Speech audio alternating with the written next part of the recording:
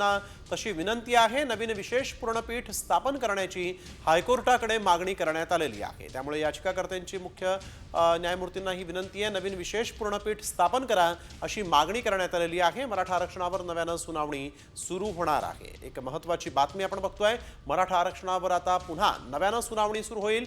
याचिकाकर्त्यांनी मुख्य न्यायमूर्तींकडे तशी विनंती केलेली आहे। नवीन विशेष पूर्णपीठ स्थापन करण्याची हायकोर्टाकडे मागणी करण्यात आलेली आहे।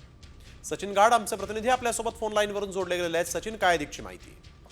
नक्कीच आपण बघतोय की मुंबई उच्च न्यायालयाचे मुख्य न्यायाधीश हे बदलल्यानंतर आता पुन्हा एकदा नव्याने ज्या मराठा आरक्षणाविरोधात दाखल करण्यात आलेल्या याचिका आहेत त्याच्यावरती सुनावणी होणार आहे। याचिकाकर्ते होते ते मुख्य न्यायाधीशांकडे गेले आणि त्यांनी विनंती केली की लवकरात लवकर याची सुनावणी घेण्यात यावी आणि त्या उद्देशाने सकारात्मक दाखवत रजिस्टर ऑफिसकडे नोंदणी करून लवकरात लवकर सुनावणी घेण्याचे आदेश ते नवीन मुख्य न्यायमूर्तींनी दिलेले देखील आहे।